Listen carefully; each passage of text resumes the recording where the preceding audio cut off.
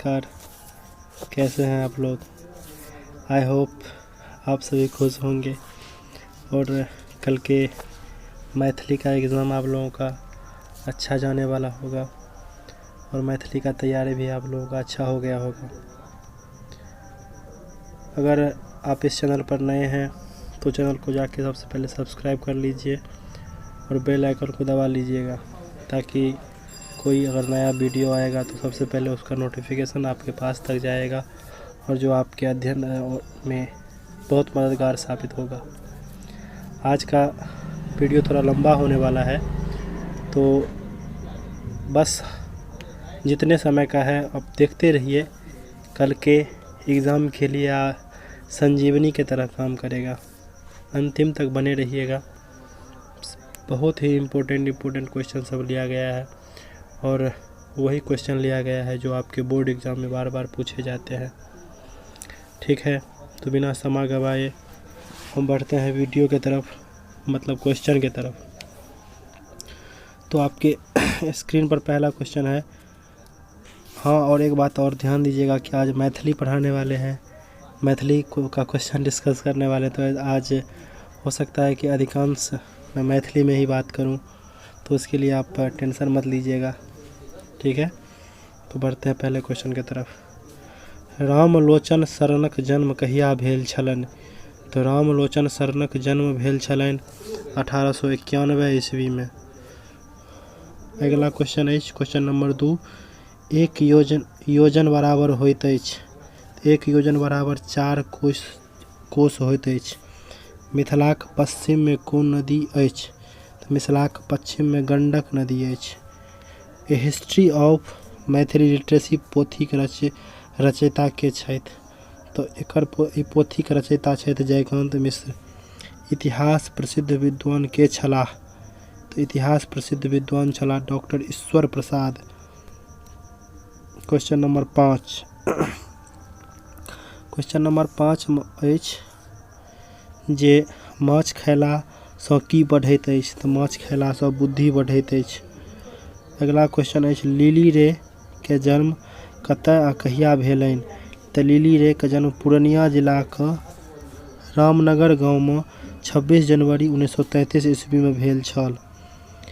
अगला क्वेश्चन अछि आइ काल्हि परसू कथा संग्रह पर किनका साहित्य अकादमी पुरस्कार भेटल छलनि। तो आइ काल्हि परसू पोथी के रचनाकार राजमोहन झा छलथि, जाहि पर हिनका साहित्य अकादमी पुरस्कार भेटल छल। अगला क्वेश्चन नंबर 9 अछि मनुष्य हेतु कौन गैस आवश्यक अछि। तो निश्चित रूप से आप लोगों को ये क्वेश्चन पता होगा कि मनुष्य के लिए ऑक्सीजन गैस क्या है, बहुत महत्वपूर्ण है। अगला क्वेश्चन नंबर 10 है कि B.R. अम्बेडकर का जन्म कहिया भेल छल। तो B.R. अम्बेडकर का जन्म 14 अप्रैल 1891 ईस्वी में भेल छल। बंग भंग आंदोलन कहिया भेल। तो बंग भंग आंदोलन 1905 ईस्वी में भेल छल। Question number 12। क्वेश्चन नंबर 12 में अछि जे भारतीय राष्ट्रीय कांग्रेसक प्रथम अध्यक्ष के छलाह। तो भारतीय राष्ट्रीय कांग्रेसक प्रथम अध्यक्ष व्योमेश चंद्र बनर्जी छलाह। झांसी में सिपाही विद्रोहक नेतृत्व के केलनि। तो झांसी में सिपाही विद्रोहक नेतृत्व लक्ष्मीबाई केने छलीह। Question number 14। क्वेश्चन नंबर 14 में अछि प्रथम विश्व युद्ध कहिया भेल। तो प्रथम विश्व युद्ध 1914 ईस्वी में भेल छल। अगला क्वेश्चन अछि लेबराह अन्हार में एकटा इजोर एकांकीकार के छथि। एकांकीकार छथि महेंद्र मलंगिया। अगला प्रश्न अछि मैथिली आँखि पोथी किनक अछि। तो मैथिली आँखि पोथी अशोकक अछि। अशोकक रचना ई थिक। अगला प्रश्न अछि विद्यापति ख्याति पौलनि अछि। तो विद्यापति के कौन में ख्याति सबसे बेसी पौलक, सबसे बेसी कौन पुस्तक ख्याति पौलक। तो मैथिली पदावली। अगला प्रश्न है विद्यापति के जन्म स्थान। तो विद्यापति के जन्म स्थान बिस्फी दरभंगा मधुबनी जिला के बिस्फी गाँव में भेल छल। अगला प्रश्न है भनई विद्यापति सुनह महेश्वर कहैत छथि। तो भनहि विद्यापति सुनह महेश्वर कहैत छथि। ई विद्यापति अपना गंगा स्तुति में कहला। अगला प्रश्न अछि मिथिला भाषा रामायणक रचनाकार के केलनि? मिथिला भाषा रामायणक रचना चंदा झा केलनि। अगला प्रश्न अछि चंदा झा के वास्तविक नाम की छल? चंदा झा के वास्तविक नाम चंद्रनाथ झा छल। अगला प्रश्न अछि मधुप उपनाम सँ के जानल जाइत अछि? तो मधुप उपनाम सँ पंडित काशीकांत मिश्र मधुप जानल जाइत अछि। काशीकांत मिश्र मधुपक उपनाम की छल? तो मधुप छल, जाहिक मधुपक अर्थ होइत अछि भंवरा। अगला प्रश्न अछि वैद्यनाथ मिश्र यात्री क कोन रचना पर साहित्य अकादमी पुरस्कार मिलल छल? तो एकर आंसर भ जायत वैद्यनाथ मिश्र यात्री क पत्रहीन नग्न गाछ पर पुरस्कार मिलल छल। अगला प्रश्न 24 नंबर अछि एड्स के पराजित कयल जा सकैत अछि। तो एड्स के पराजित केना कयल जा सकैत अछि? तो चरित्रक बल सँ की कयल जा सकैत अछि? तो एड्स सँ बचल जा सकैत अछि। क्वेश्चन नंबर 25 कर्मवीर निश्चित डैश विघ्न रहे नहीं ठार। तो कर्मवीर इसमें दिया हुआ है कविता का अंश दिया गया वाक्य, उसमें बोल रहा है कि खाली स्थान पे क्या भरा जाएगा। तो इसमें सही उत्तर होगा जो कर्मवीर निश्चित पथ पर विघ्न रहे नहीं ठार, पथ पर इसका उत्तर हो जाएगा। क्वेश्चन नंबर 26 मैथिली में ममता गावे गीत फिल्म बनेबाक क्षेत्र किनका छनि? तो एकर आंसर भ जायत क्वेश्चन नंबर 26 का रविंद्रनाथ ठाकुर। क्वेश्चन नंबर 27 मातृभूमि माटी में बढ़ी श्रेष्ठ डैश दुलार की। मातृभूमि के माटी सँ बढ़ी श्रेष्ठ आर दुलार की। एकर आंसर ए भ जायत। रौदी अछि दाही अछि हमरा लेल धैन सन प्रस्तुत पाँति कोन कविता सँ लेल गेल अछि? तऽ प्रस्तुत पाँति लेल गेल अछि रौदी अछि शीर्षक सँ। एकर ऑप्शन सी उत्तर भ जायत। निज संवाददाता द्वारा कविता संग्रह पोथी किनक अछि? तऽ एहि पोथीक रचनाकार सुकांत सोम छिया। क्वेश्चन नंबर 30 में अछि जे मनोज दास उड़िया भाषा में लिखल मनोज दासक उड़िया भाषा में लिखल कथा तेसर जीव के मैथिली के अनुवाद के कैलनि? एकर उत्तर भ जायत उपेंद्र दोषी। क्वेश्चन नंबर 31 जनक राजवंशक सर्वाधिक प्रसिद्ध राजा के छलाह? एकर आंसर भ जायत शिरध्वज जनक। तो राजा जनक वंशक सर्वाधिक प्रसिद्ध राजा छलाह शिरध्वज जनक। अगला प्रश्न अछि जे डॉक्टर सुभद्रा झा कतेक भाषाक जानकार छलाह? तो डॉक्टर सुभद्रा झा एकर सही उत्तर भ जायत 14 भाषाक जानकार छलाह। डॉक्टर सुभद्रा झा 14 भाषाक जानकार छलाह। अगला प्रश्न अछि डॉक्टर सुभद्रा झा कोन गामक निवासी छलाह? तो डॉक्टर सुभद्रा झा नागदह गामक निवासी छलाह। क्वेश्चन नंबर 34 में अछि डॉक्टर लक्ष्मण झाक पोथी छनि? तो डॉक्टर लक्ष्मण झाक पोथी कोन कोन अछि? तो एकर सही उत्तर भ जायत मिथिला इन इंडिया। इहो पुस्तक लिखने छथि मिथिला विल राइज। इहो पुस्तक लिखने छथि मिथिला ए यूनियन रिपब्लिक। इहो पुस्तक लिखने छथि। तो एकर सही उत्तर भ जायत उपर्युक्त तीनू। डॉक्टर लक्ष्मण झा के पीएचडी के उपाधि कहिया भेटलनि? तो डॉक्टर लक्ष्मण झा के पीएचडी के उपाधि 1949 ईस्वी में भेटलनि। अगला प्रश्न अछि मांगन खवास के संगीत सम्मेलन में स्वर्ण पदक प्राप्त भेल छनि कहिया आ कतऽ? तो एकर सही उत्तर भ जायत 1932 ईस्वी मिर्जापुर में। मांगन खवास के संगीत सम्मेलन में स्वर्ण पदक जे प्राप्त भेल छल 1932 ईस्वी में मिर्जापुर में भेल छल। अगला प्रश्न अछि क्वेश्चन नंबर 37 में अछि जे मांगन खवास गबैत छथि? तो मांगन खवास ध्रुपद गीत सेहो गबै छलाह। ध्रुपद संगीत खयाल सेहो गबैत छलथि और ठुमरी सेहो गबैत छलथि। एकर सही उत्तर भऽ जायत उपर्युक्त तीनू। गोदावरी दत्तक जन्म कतऽ आ कहिया भेलनि? तऽ गोदावरी दत्तक जन्म भेल छल बहादुरपुर 6 नवंबर 1930 ईस्वी क। तकर सही उत्तर भऽ जायत ऑप्शन नंबर बी। अब क्वेश्चन 39 के तरफ बढ़ै छी, जे बामा हाथक खेल केर अर्थ होइत अछि। तऽ बामा हाथक खेलक अर्थ होइत अछि जे एकर सही उत्तर भऽ जायत सुलभ कार्य। अहाँ सब सुनितो हेबै गाम घरमे ई बहुत प्रचलित छै जे नहि कहै छै जे ई काज तऽ हमर बायाँ हाथक खेल छी, मतलब कि ई काज हमरा लेल बहुत सुलभ अछि। अगिला प्रश्न अबैत अछि जे लूटीमे लखा नफा, लूटमे लखा नफा केर अर्थ की होइत? मने लूट अगर भऽ रहल छै तऽ ओहिमे घाटा या नफा की देखल जायत? एकर सही उत्तर 40 के सही उत्तर भऽ जायत बिनु दामक जएह भेल सएह लाभ। मने बिना मोलके जे उपलब्ध भऽ गेल, जे भेट गेल से बुझियौ फायदे भेल। अगिला प्रश्न अछि 41 नंबर। 41 नंबरमे अछि जे दाँत आँगुर काटब केर अर्थ की होइत अछि? तऽ दाँत आँगुर काटब के अर्थ होइत अछि जे आश्चर्य प्रकट करब। एकर सही उत्तर भऽ जायत आश्चर्य प्रकट करब। अगिला प्रश्न अछि जे आसमानक तारा तोड़ब अर्थ होइत अछि। तऽ आसमानक तारा तोड़ब के अर्थ होइत अछि 42 के अर्थ भऽ जायत कोनो असंभव कार्य करब, कोनो असंभव कार्य करब। कान फूकब अर्थ होइत अछि। कान फूकब के अर्थ होइत अछि जे एकर अर्थ भऽ जायत बहकेबाय। मने ककरो जे झूठ फूस कहि दियौ और ओकर जे ओहिसँ जे बहकतै तऽ वएह की भऽ गेल कान फूकब। इज्जत देब के अर्थ होइत अछि। तऽ इज्जत देब के अर्थ की भऽ सकैत अछि? तऽ एकर अर्थ भेल जे आदर करब। एकर सही अर्थ की भऽ जायत? आदर करब। त थ द वर्णक उच्चारण स्थान कतऽ अछि? तऽ त थ द वर्णक उच्चारण स्थान अछि दंत। दंत वर्ण अछि।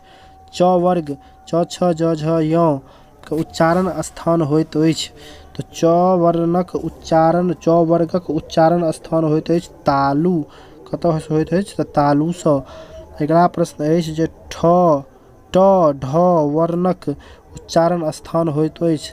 तऽ एहि वर्णक उच्चारण स्थान होइत अछि मूर्धा। अगिला प्रश्न 48 नंबर। तऽ 48 नंबर दिस पढ़ै छी। 48 नंबर प्रश्न अछि जे न आ न वर्णक उच्चारण होइत अछि। तऽ एहि वर्णक उच्चारण होइत अछि नासिकासँ। अगिला प्रश्न अछि जे स्वाहा करब केर अर्थ होइत अछि।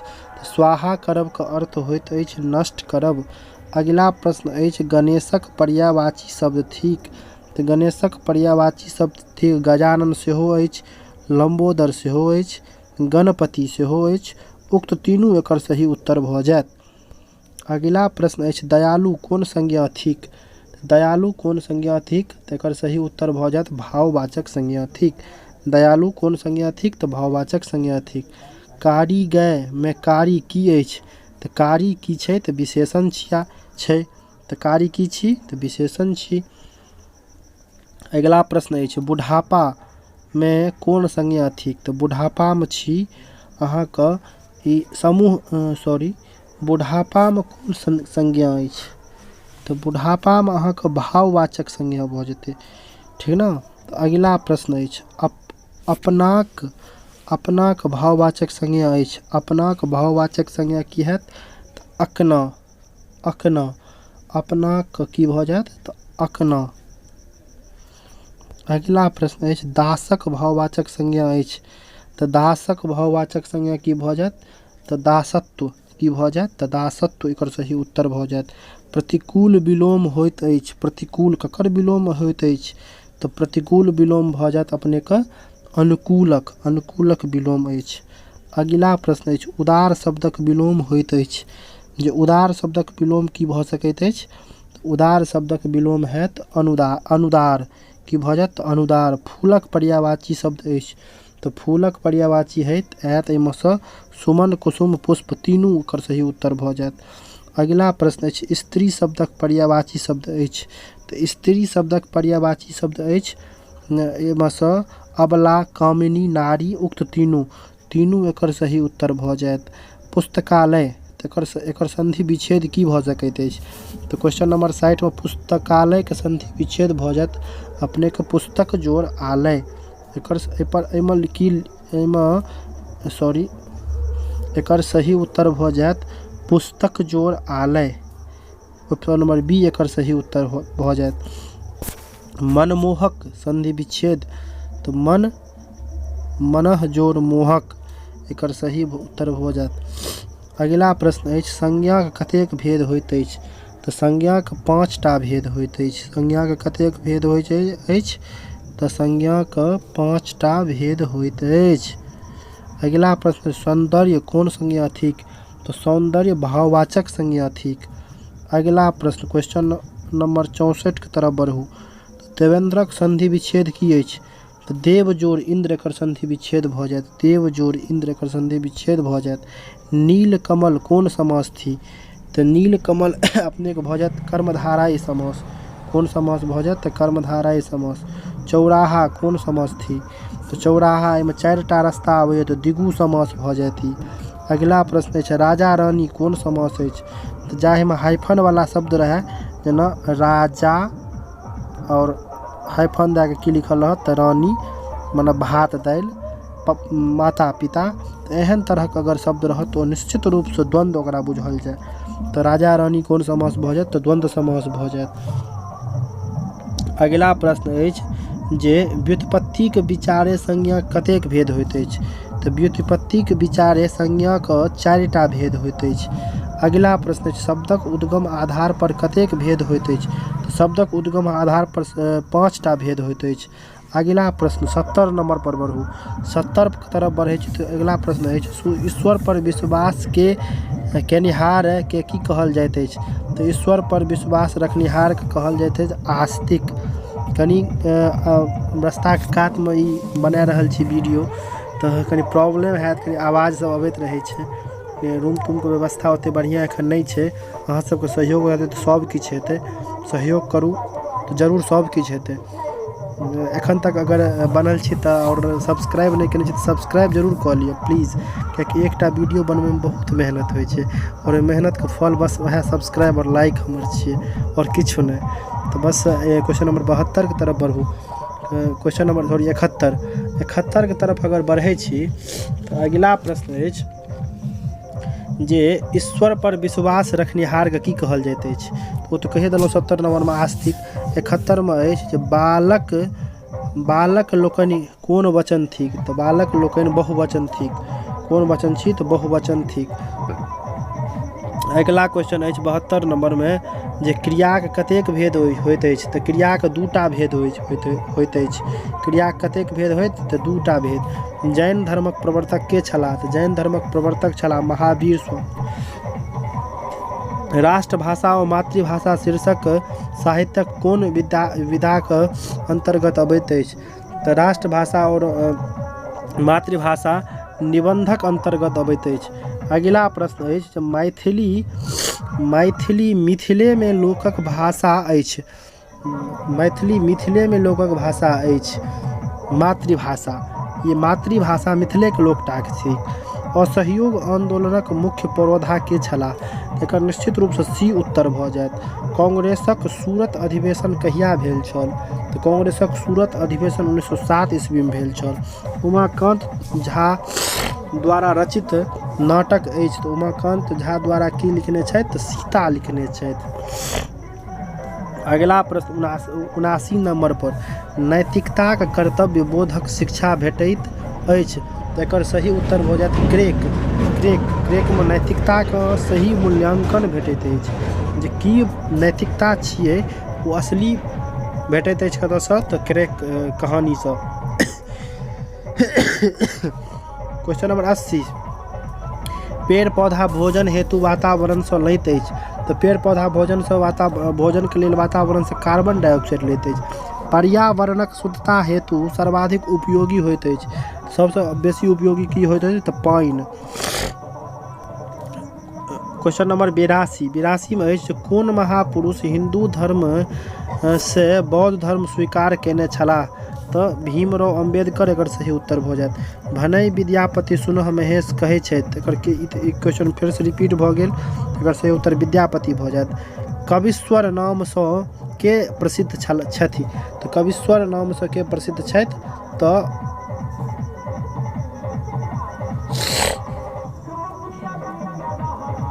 एकर सही उत्तर भऽ जायत विद्यापति। विद्यापति के शिवगीत अबैत अछि तऽ विद्यापति के शिवगीत अबैत अछि ककरा अंतर्गत तऽ एकर सही उत्तर भऽ जायत अपने के नचारी के अंतर्गत, महेशवाणी के अंतर्गत, श्रृंगार विषय के अंतर्गत। एकर सही उत्तर भऽ जायत महेशवाणी के अंतर्गत भऽ जायत। एकर सही उत्तर बी उत्तर भऽ जायत। उदय चंद्र झा विनोद मूलतः छथि तऽ एकर सही उत्तर भऽ जायत उदय चंद्र झा विनोद छथि कवि। की छथि तऽ कवि छथि। उदय चंद्र झा विनोद जी की छथि तऽ कवि छथि। एकर सही उत्तर की भऽ जायत कवि छथि। प्रवास जीवन नामक पुस्तक रचयिता छथि। प्रवास जीवन नामक पुस्तक रचयिता सुभद्रा झा छलाह। के छलाह? सुभद्रा झा छलाह। अगला क्वेश्चन चंदा झा के सर्वाधिक लोकप्रिय पोथी अछि। चंदा झा के सबसे लोकप्रिय पोथी छै चंद्र पदावली। अगिला प्रश्न के तरफ बढ़ू तऽ अगिला प्रश्न के तरफ अगर बढ़ै छी तऽ अपने देख रहल छी जे उगनाक उदयवाद पोथी के रचयिता के छथि। उगनाक उदयवाद पोथी के रचयिता छथि अपने के सुरेंद्र झा सुमन। के छथि तऽ सुरेंद्र झा सुमन बहुत प्रसिद्ध साहित्यकार छलाह सुरेंद्र झा सुमन। अगिला प्रश्न अछि जे लिली रे के कोन पोथी पर साहित्य अकादमी पुरस्कार भेटल छल तऽ लिली रे के अहाँके ज्ञात हैत जे मरीचिका पुस्तक पर हिनका साहित्य अकादमी पुरस्कार भेटल छल। राम गाम जयताह उदाहरण थिक तऽ राम गाम जयताह उदाहरण थिक भविष्य कालक। कोन कालक उदाहरण छै तऽ भविष्य कालक। प्रभाकर शब्दक संधि विच्छेद अछि तऽ प्रभाकर शब्दक संधि विच्छेद अछि प्रभा जोड़ कर प्रभाकर। सर्वनामक कतेक भेद होइत अछि तऽ सर्वनामक निश्चित रूप से यहाँ सबके पता हैत जे सर्वनामक 6टा भेद होइत अछि। अगिला प्रश्न अछि मोहन गाम गेला सामान्य भूतकाल छी। कोन भूतकाल तऽ सामान्य भूतकाल छी। जलक पर्यायवाची शब्द थिक तऽ जलक पर्यायवाची शब्द की थिक तऽ जलक पर्यायवाची थिक अपने के उक्त तीनू एकर भऽ जायत कियाकि नीरो छियै वारी मने सेहो होइ छै वर्षा के पानि और पानि मने तऽ पानि होइते छै से तऽ पते हैत। अगिला प्रश्न अछि क्वेश्चन नंबर 96 जे पूजब शब्दक विशेषण होइत अछि तऽ पूजब शब्दक विशेषण की भऽ सकैत अछि तऽ एकर सही उत्तर भऽ जायत पूजनीय। ठीक। अगिला अछि हे अरे चिन्ह अछि तऽ हे अरे चिन्ह कोन चीजक छै संबोधनक अछि। कारक अगर पढ़ने हेबै तऽ अपने के निश्चित रूप से पता हैत जे हर कर्ता ने कर्म को करण से वाला जे होइत अछि तऽ ओहिमे हे अरे संबोधनक लेल प्रयुक्त होइत अछि। क्वेश्चन नंबर 98 में जे नदी शब्द थिक तऽ नदी कोन शब्द थिक तऽ नदी शब्द थिक तत्सम शब्द। कोन शब्द थिक तत्सम शब्द। अगला प्रश्न अछि क्वेश्चन नंबर 99 जे सब ठाम व्याप्त होय तऽ जे सब ठाम व्याप्त होय सर्वत्र भगवान से हो आंसर कर भऽ सकैत अछि। और अंतिम प्रश्न अछि जकर दृष्टि दूर धरि जा सकैत अछि। जकर दृष्टि